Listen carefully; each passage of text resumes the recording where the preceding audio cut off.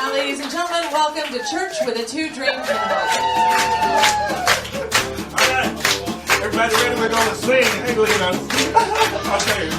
1, 2, 1, 2, 3, 4. Welcome to the church with Two-Drink Minimum. Welcome to the church with Two-Drink Minimum.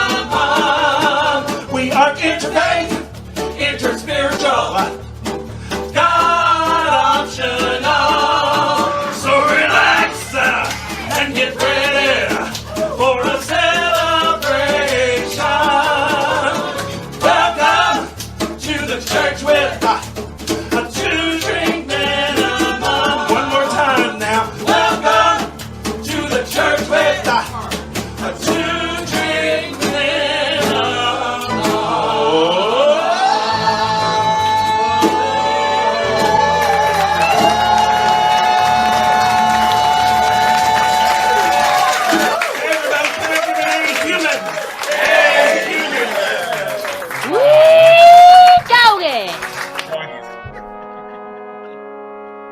Welcome to Church with a Two-Drink Minimum, everybody. We're so happy that you are here on this beautiful Sunday. Yes, May 1st. We're so excited. We wanted to say hi to everybody who's in the room with us. Yay. Hey, Jenny, thanks for joining us. Connie and Alan, in Arizona. Signa, so and good everybody. to see ya. So glad you're here. We're so happy you're here, and we're so happy that y'all are listening on the radio. Okay, today's colors are white and yellow. Yellow and red. Just a little bit of bit. red. Just popping some color here.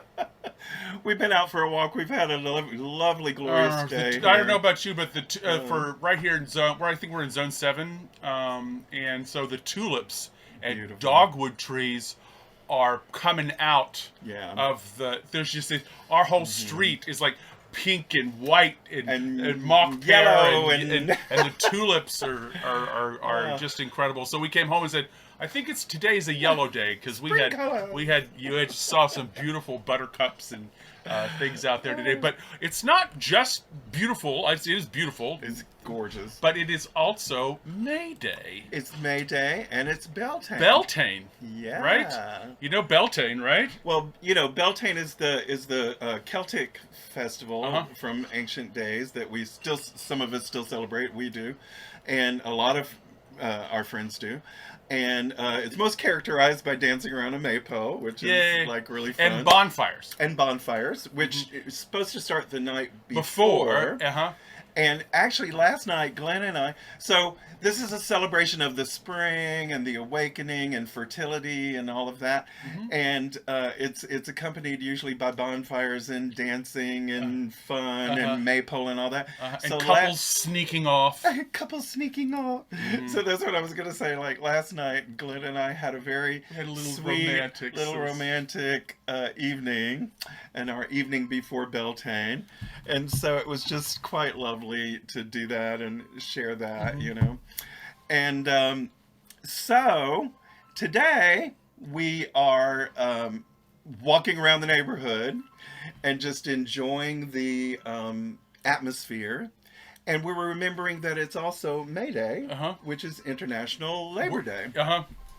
So that happened. It happened specifically because of May Day and the Haymarket riots in Chicago.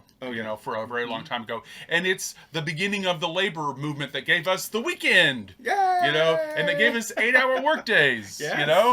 So we're gonna celebrate what happens when all of us get together and say, let's do something powerful for each other and make the world a better place for all of us to exist. And the Labor Day is about that. It's about everybody working together for everyone's good, right? Everyone's good. That's what we do here. We awaken together for all, as all. So that's what we do here. It's just been a beautiful day. We had to leave the sanctuary a little early today, but we had... we usually stay the whole day. We usually stay the whole day, but we had to... some internet stuff that had to happen, and somebody came to fix that. We had a house call. Do the cable people make house calls in your neighborhood? Good. Thank goodness. And we cooked, and I had cooked a big Sunday dinner, so we had to go take a walk. Yeah. So, But I want to Hope it's lovely where you are. I want to thank Sina for the lovely, really mellow vibes coming in today. That when we entered the sanctuary, I know. And so she came this close. She came this close to doing her own versions of Wild Horses because we're here like singing that song. It's like we know that song. She knows. Well, that song was recorded in my hometown, Muscle Shoals, Alabama, and it was a big event for me when I was young because the Stones were actually there in my hometown. She was 12. I was like 12, 13 or something when they recorded that. But I just love that song and all the mellow sort of beautiful vibes you were playing as we came in today. So Sam Garrison. I think our music choices today will sync up with that. What are the odds that we're all tracking together, right? So I want to play a sing-along. It may not be something you're familiar with, but it might. It just might be. It's something that Glen and I grew up with in our mafia guy. In our youth groups. That was Connie and y'all. Hey! We grew up with this song in our youth group. It's called Pass It On. Okay, because we are Protestant all the way up to here. It's just like we were born and raised Protestant evangelical, like right up to here. That's how we were born and raised. I love this song though. It was always so comforting to me and so soothing. Especially. Yeah, were you a part of a youth group when you were growing up? Did you have a part of a youth group? It was wonderful. I loved it. So here, we're going to share this with you.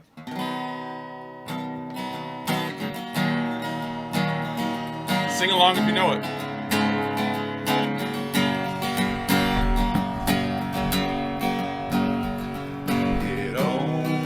Takes a spark to get a fire going. Love you too, Ellen. Yay! Soon all those around will warm up to its glowing. That's how it is with God's love. Once you've experienced it, you'll spread His love to everyone you want to pass it on.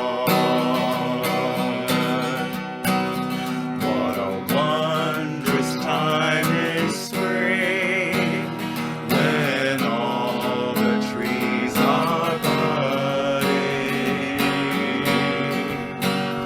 The birds begin to sing, the flowers start their blooming. And that's how it is with God's love. Once you've experienced it, you want to sing. It's fresh like spring. You want to pass it on. I wish for you, my friend, this happiness that I found. You can depend on Him. It matters not where you're bound. I'll shout it from the mountain tops. Praise God! I want my world to know the Lord of love has come to me. I want to pass it on. Pass it on. Pass it on. Pass it on. Okay, who just went down memory lane there? just Who made me totally cry. went down memory lane there? Oh my God. It's like I've got a crush on this boy named John In the youth in group. the youth group. And Yeah. Well, I want to get the solo. I want to get the solo in this thing, you know. Oh, and go to Ridgecrest Bible Camp, you know. Is that where you Oh, went? yeah. Well, I lived in Florida at the time in my high school, and I was involved with Young Life, which was a really great experience for Very popular. me Very when I well was known. young. But I'm so glad you enjoyed it. I'm so glad you knew the songs. So Uh-huh. that's really cool. So we're gonna... Well, we just got out of a review. So now we're talking about the workbook. Uh-huh. We're back to ACIM. Well, it's always ACIM. Truth is true, right? We're glad you're here. That you want to spend your Sunday church with us. Yeah. So we've been very excited about the review and the lessons that has been happening, and then today it popped up with one of my amazing, most popular, wonderful lessons. And that happens on a regular basis. It does, because I love the workbook lessons. But let's share those lessons. Today's lesson is 121.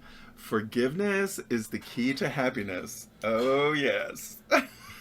Forgiveness is the key to happiness. And of course, I have written a song that we're going to play. But first, I want to give you this prayer. Forgiveness is the key to happiness. I will awaken from the dream that I am mortal, fallible, thank you, and full of sin. And I know I am the perfect Son of God. I'm going to read that again. Fallible. Okay, now that I know the word. Forgiveness is the key to happiness. I will awaken from the dream that I am mortal, fallible, and full of sin, and know that I am the perfect Son of God.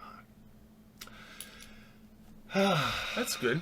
I'll live with that. Really good. I'll live with that. Really, really good. So let's take that into our meditation moment, and then we're going to play my version, my song that I wrote for Forgiveness is the Key to Happiness. So here we go.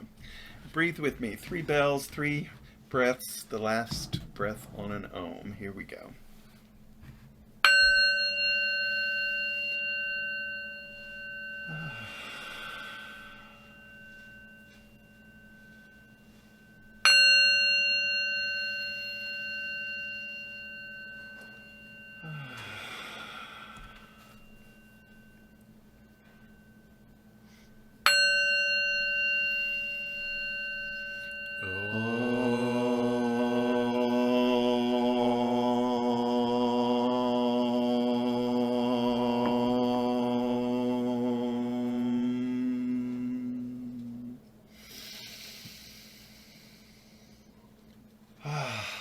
On this beautiful May 1st spring gorgeous day, we know that we are alive.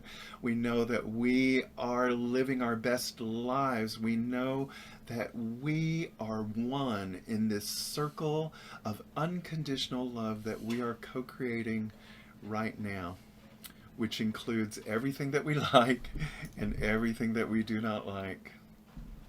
All of us in this room, and extending out into the airwaves and into our cities and streets and our states and our country, are included in this unconditional circle of love. All living beings we celebrate today.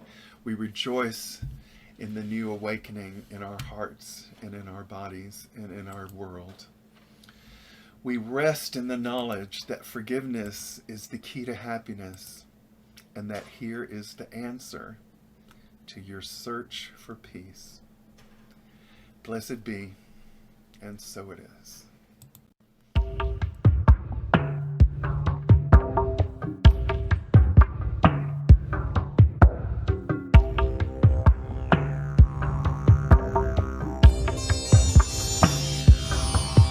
Hare Om Tat Sat, Hare Om Tat Sat, Hare Om Tat Sat.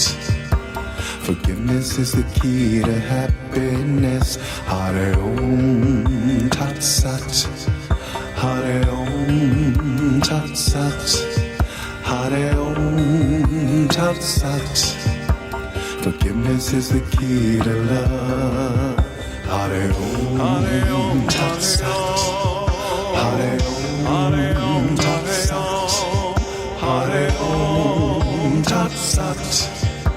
Forgiveness is the key to happiness. Hare Om Tat Sat. Hare Om Tat Sat.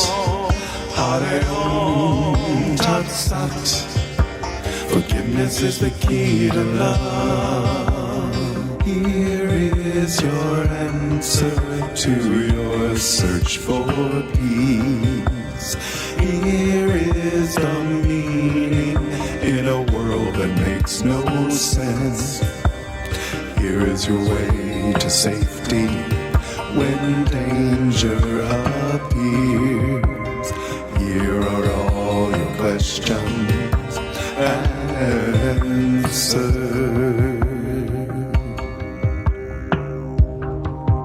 Hare Om Tat Sat. Hare Om Tat Sat. Hare Om Tat Sat. Forgiveness is the key to happiness. Hare Om Tat Sat. Hare Om Tat Sat. Hare Om Tat Sat. Forgiveness is the key to love. The way of peace is the way of love. Love is the greatest power on earth. It transforms all things. It transforms all things. The way of peace is the way of love. Love is the greatest power on earth. It transforms all things. It transforms all things. The way of peace is the way of love. Transforms all things.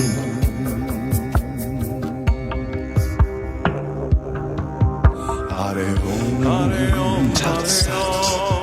Hare Om Tat Sat. Hare Om Tat Sat. Forgiveness is the key to happiness. Hare Om Tat Sat. Hare Om Tat Sat. Hare Om Tat Sat. Forgiveness is the key to love. Hare Om Tat Sat. Hare Om Tat Sat. Hare Om Tat Sat. Forgiveness is the key to love. Hare Om Tat Sat. Hare Om Tat Sat. Hare Om Tat Sat. Forgiveness is the key to love. Hare Om Tat Sat. Hare Om Tat Sat. Hare Om Tat Sat. Forgiveness is the key to love. Hare Om Tat Sat. Hare Om Tat Sat. Hare Om Tat Sat. Forgiveness is the key to love.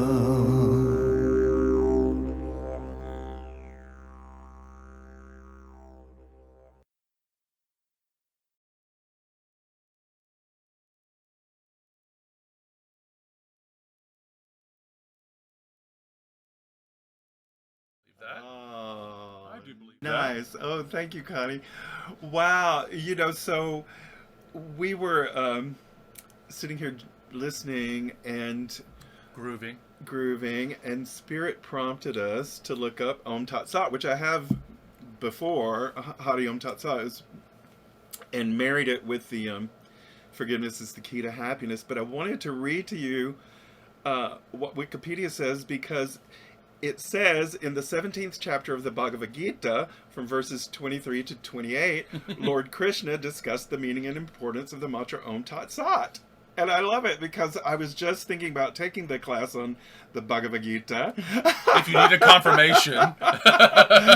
That's a real confirmation. So I'm so thrilled. The words Om Tat Sat have been declared as symbolic representations of the supreme absolute truth from the beginning of creation. And that's from the Bhagavad Gita here. And so it's often said when offering charity or performing acts of kindness and things like that.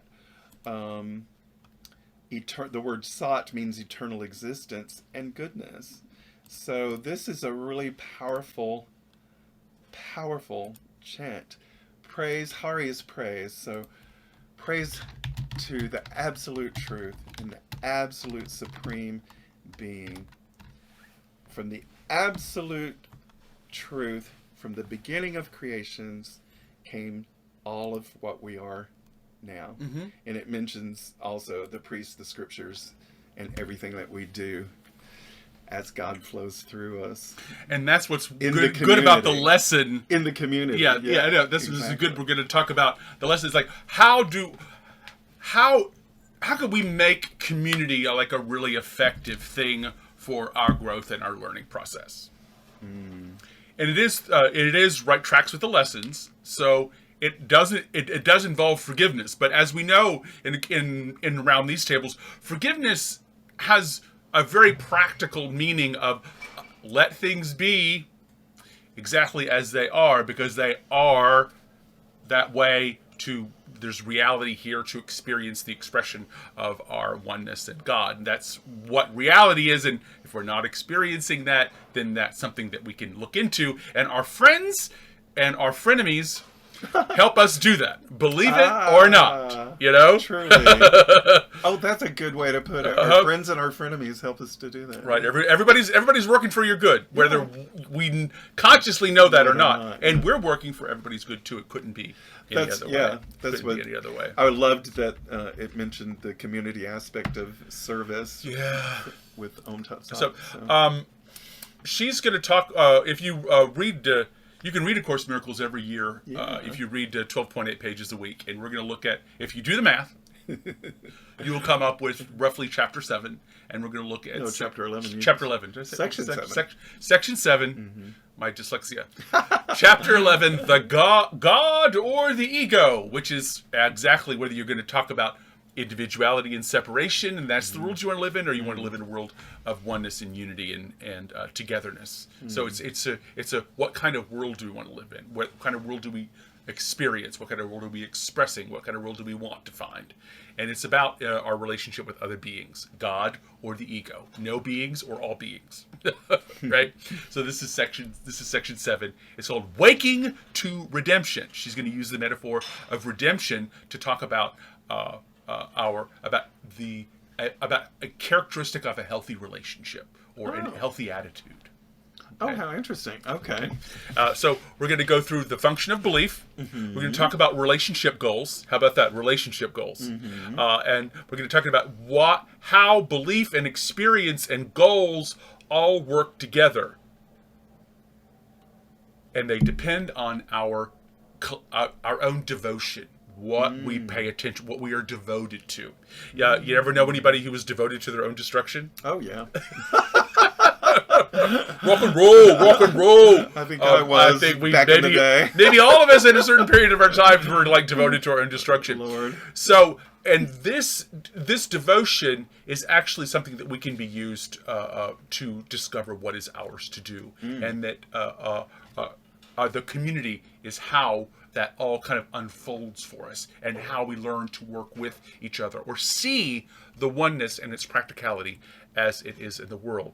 So without too much further ado, Reverend Yolanda, would you like to read this part? And I like to be interrupted. So if you didn't get something, or suddenly my sound goes off again, please take your sound off and tell me that I made a mistake. Okay.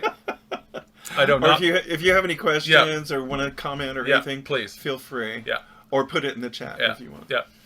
Okay, so we're going to start chapter 11, God of the Ego, section 7, Waking to Redemption. I know, and the image, I was trying to give you an image. The image is a very beautiful work of art of a crown of thorns. Oh, wow. So think about a crown of thorns, or we're going to do this imagery of crucifixion versus redemption. Oh, interesting. So what image are we're going to raise people up, or we're going to crucify them? Gotcha. So with that way of looking at the public and looking at the world as a basic attitude. So read this bit. Alrighty. It is impossible not to believe what you see, but it is equally impossible to see what you do not believe. It is impossible to see what you do not believe. Oh my goodness. Perceptions are built up on the basis of experience, and experience leads to beliefs. Mm-hmm. It is not until beliefs are fixed that perceptions stabilized. Then, in effect, what you believe, you do see. Yeah, and so so this is the function of belief. Mm-hmm. Seeing is believing, and believing is seeing. Make no joke about it. Mm-hmm. We need you to understand this concept before we start talking about how to work with it, because it has a polarity, right? Mm-hmm. It has a good aspect and a bad. You can use this concept to lift our community or to bring ourselves down. The function, and it's the function of belief. So seeing is believing, believing is seeing. And it's by recognizing and not by taking seriously the power of our experience or the power of somebody else's experience, right? The trauma is based on this. Beliefs about the world are based on this. All of our a lot of our beliefs are based on our own experiences and our own reactions of an immature mind on that experience. So that you should be able to look at those things and be able to unprogram or let go or forgive is essential. So we're on chapter 11 doing that. The power of experience. It's the power of somebody else's experience, the power of community experience, the power of culture. These things are super, super, super strong. And the basic idea here is that we want to get stabilized so that things aren't fluctuating all over the place, so that we can make changes together to experience the world that we want to experience this oneness, and that's a together thing. It's a together project, right? So this is about transcendence versus attack. She puts the idea about their transcendence, which is like transcendent includes, it's like all the collective pieces are gathered up into something else. It's transcended. Or we're attacking it. We're taking things apart. Either we're collecting and making unity and oneness out of it, or we're chopping things up and attacking. Okay, so that's the basic principle we're going to work with. Read this next bit. Would you join in the resurrection or the crucifixion? Well, would you condemn your brothers or free them? For what you perceive is your interpretation. And we go back and forth, don't we? We sometimes there's some people we do. We think you, darling, need to be crucified, or you, darling, need to, So we just like So these are relationship goals. Relationship goals. What are your goals what are your relationship goals at work, or for your family, or for your lover or your neighborhood? What are these relationship goals? And she says they're basically going to fall into two categories. Either you're interested in the continual resurrection and health of this person, this collection of beings, or you're interested in judging and separating. And she says this is about freedom or condemnation. Freedom, of course, is about the resurrection, and condemnation is about crucifixion and tearing down. And she says it again as an ascension to heaven, or or to descend to prison. Ooh, those are the contrast that she makes. She's really good at doing this. She presents a principle, and she tells you how the healthy use of the principle and the unhealthy use of the principle. The unhealthy use of the principle will take you to prison and will shut down and will limit you. The correct use of this belief as experience principle will lead you to a healthy renewal of our relationship with all that is. And she gives us a reminder that we are still working in the idea of projection, so that we cannot be aware without our own interpretation. Do you see that? What you perceive is your interpretation. We cannot be aware of what's going on without also interpreting what we're doing. That's just the nature of human existence. and what we perceive is our interpretation. Because if you grew up with a family with you had your brother or your sister went through the same experience, like in a family or something, and they have a completely different story about what happened. Yes. So the thing happened, but it gets told in different ways depending on who's looking. So be wary of that. That's how this principle is used, either to unify or to separate. So think about that. What you perceive is your interpretation. That's so interesting to me. Let's go back in the room and see if there's any comments or anything. So far, so good. In the chat. Okay, so I wanted to say that what you perceive is your interpretation. I think, yeah. It's so really powerful. That's something that Spirit said through you. That we can do. That's how we encounter community. That's a healthy look at community. This knowledge that what I'm perceiving, I'm also interpreting. That's a good thing. And how am I going to use that interpretation? What interpretation am I going to use? So she continues. Read this. Read what I've underlined. Okay. Let's see here. All right. This chorus. Okay, here we go. Oh, this is funny. When Helen does this in the chorus, she says this right now. This chorus is perfectly clear. She says that many times, and it's funny because it is. It is. However, a lot of us have a hard time reading it. So I think it's really funny. But she says this chorus is perfectly clear. If you do not see it clearly, it is because you are interpreting against it. And that's exactly what I have found when it becomes hard for me to read, that I am interpreting against it. So because you are interpreting against it and you therefore do not believe it. Yet different experiences lead to different beliefs, and experience does teach. Okay. Christ, his perception, I think it's saying the Holy Spirit of Christ, his perceptions are your natural awareness, and it is only the distortions you introduce that tire you. Only the distortions that you introduce. Think about this is the classic example of trying to hold a beach ball under the water. Yeah. Pop. Yeah. It takes effort to hold it underwater. Without the effort, it floats on top. So let the Christ in you interpret for you, and do not try to limit what you see by narrow little beliefs. Okay, do not limit what you see. Because that's a lot of what I do. I found out that I do is limit how other people can behave. Or limit the knowledge that somebody else has. Or limit the good that can come of something. Or all kinds of... I'm constantly thinking that... things have limits, and that I know what's going to happen. I don't. And she's asked, the idea in this paragraph is to say, look, with a good attitude and your understanding of projection, you can actually have a different experience. And if you have this different experience, it can actually lead to beliefs that will serve you instead of beliefs that are hurting you. Oh my God. So she says, teach something new. Like, you're loved, and it's like what we read in the forgiveness is the key to happiness. Happiness. You're already this authentic, beautiful, incredibly powerful expression of oneness. This is already true, and she calls this natural awareness. Natural awareness, which means that there's no strain to learn it. We think that it's going to be. It's not hard for a cat to be a cat. I say this a lot. It's not hard for a cat to be a cat, a donkey to be a donkey, a beetle to be a beetle, but it's somehow really difficult for me to be me. Strain comes from distorting the truth and trying to keep that distortion in place. The distortion of the truth being, I'm bad, I can't do it, I'm not enough, I don't have enough, I'm not fill in the blank, I haven't fill in the blank, whatever it is.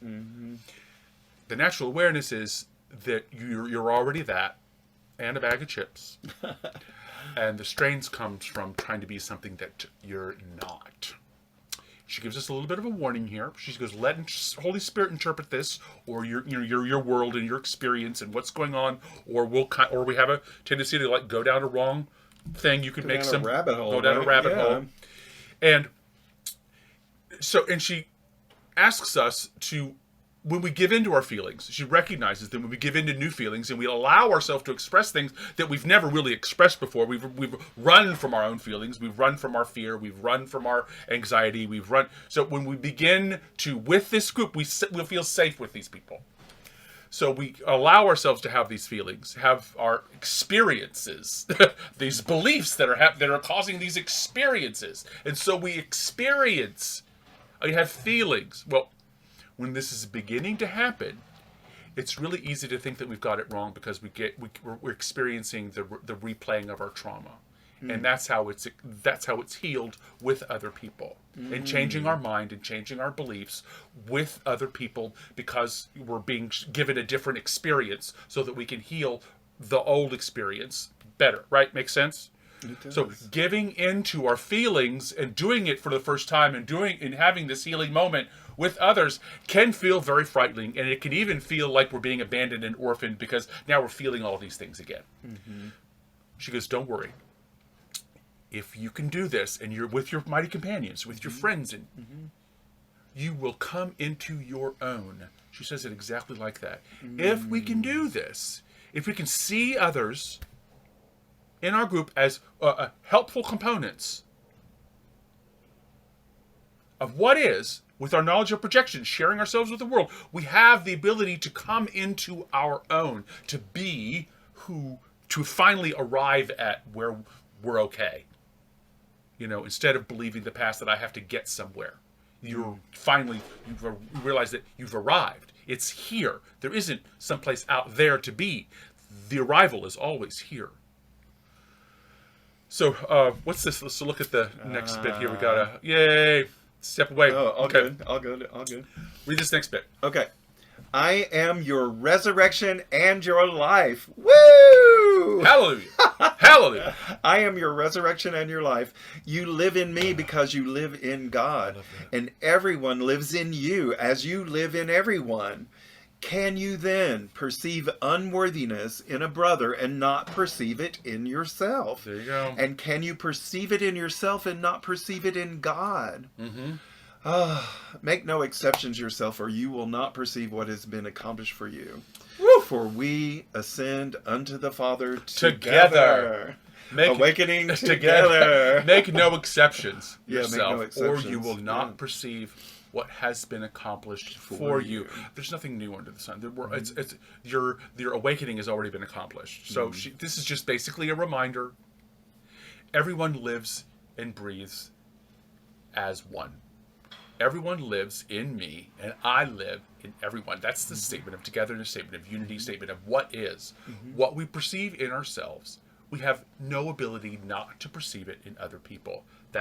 And God, because that's the way this process works. That's existence and awareness, and an unhealthy use of this.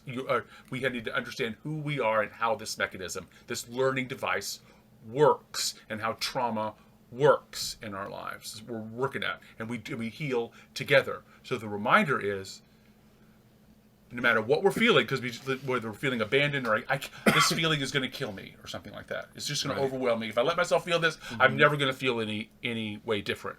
We've all felt that. The reminder that what we perceive in ourselves, we also perceive in other people. That's good, and empathy also works this way. And everyone lives in me, and I in everyone. So I'm not alone and friendless. I can make what looks like riskier decisions. I can go out on a little bit more of a limb than maybe I would have in the past, to be braver in society. So read this next bit. Do not underestimate the power of the devotion of God's Son. I'm getting to the devotion part. Like, what do you want to pay attention to? What are you jazzed about? What are you devoted to? For he will obey only the God he accepts. The God of resurrection demands nothing, for he does not will to take away. Whoops. Learn your will and follow it, not in the spirit of sacrifice and submission, but in the gladness of freedom.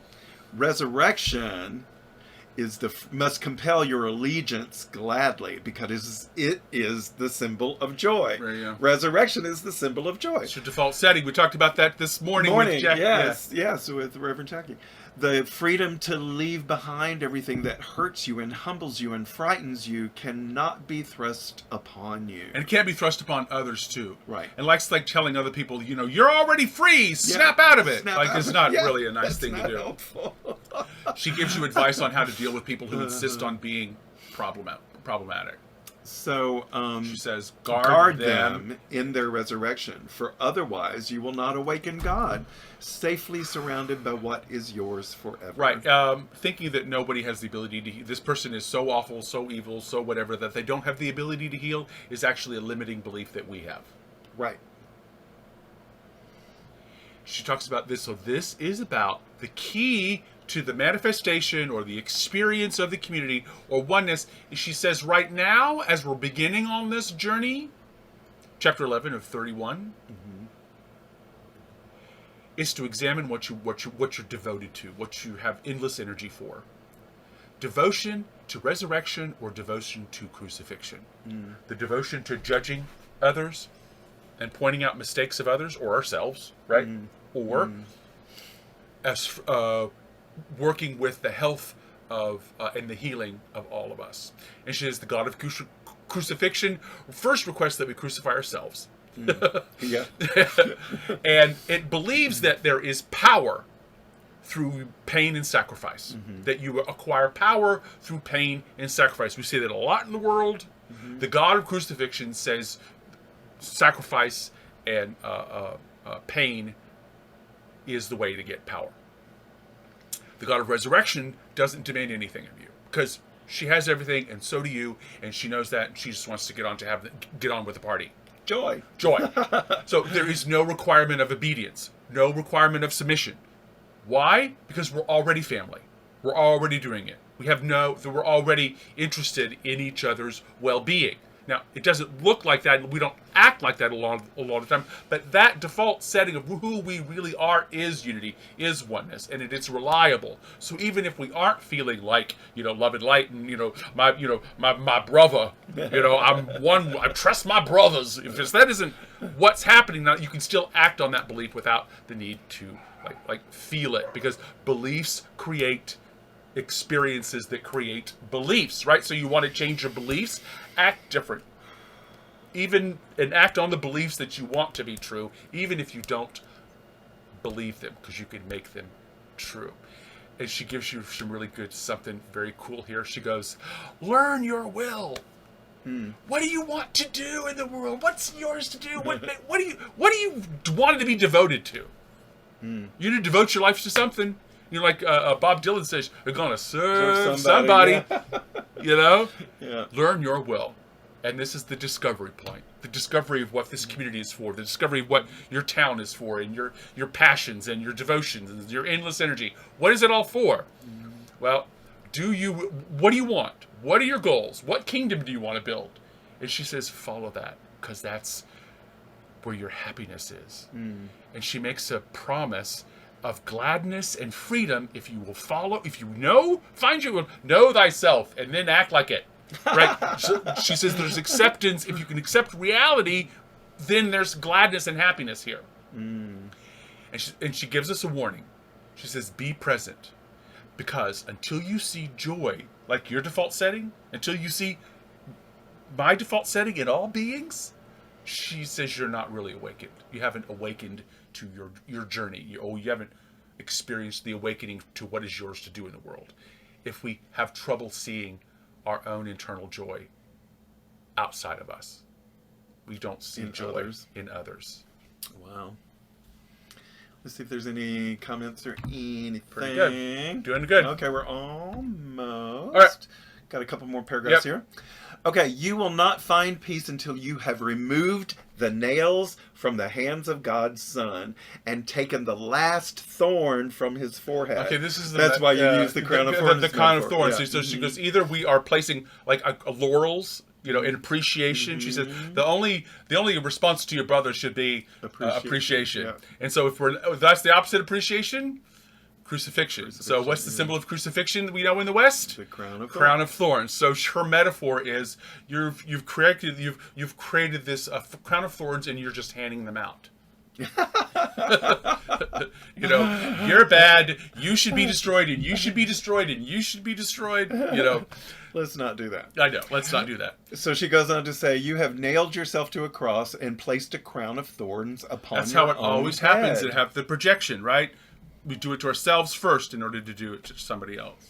While you perceive the Son of God is crucified, you are asleep. And as long as you believe that you can crucify him, you are only having nightmares. The forgetting of dreams and the awareness of Christ come with the awakening of others to share your redemption. Okay, there it is. That's what our purpose is. There's the service. Finding peace and releasing judgment is correct perception, is how we perceive the world as it really is. The forgiveness of it begins with the forgiveness of ourselves and others. It begins with the acceptance of whatever's going on of ourselves so we can accept others as they are. Our acceptance and awakening requires the acceptance and the awakening of other people, because we are always and ever and for always awakening together. So read this next bit, because we need to play a song. Yeah. You will awaken to your own call, for the call to awake is within you. If I live in you, you are awake. Unless you give all that you have received, you will not know that your Redeemer liveth, and that you have awakened with him. Redemption is recognized only by sharing it. This next bit. God's Son is saved. Bring only this awareness to the sonship, and you will have a part in the redemption as valuable as mine. Okay. All of God's sons are of equal value, and their equality is their oneness. So on International Labor Day, International There we go. The Day of Labor, which this is the whole purpose of all of this. It lands on this day to say all of God's sons are of equal value. And their equality is oneness. Their power and their value is their oneness. The power of God is in everything, because it's in all of us. Limiting others is limiting ourselves. It limits what we want to do. It limits our own healing. It limits our own experience of God. So limiting others is the way we find out about how we have limited ourselves. The reminder here is, to God, all things are possible. At this community, all things are possible. And that we have the same value that Jesus does. We have the same goals and the same mission. So, I'm Reverend Glen Ganaway, and I'm your favorite anarchist preacher, and I'm here with the love of my life, the Reverend Yolanda, and you're at Church with a 2-Drink Minimum. We need to play this song. We love this. Do. Okay, so we're going to share an India Ari song that me and my band covered at one of our live performances of Church with a 2-Drink Minimum. I am light, I am light. I am light, I am light.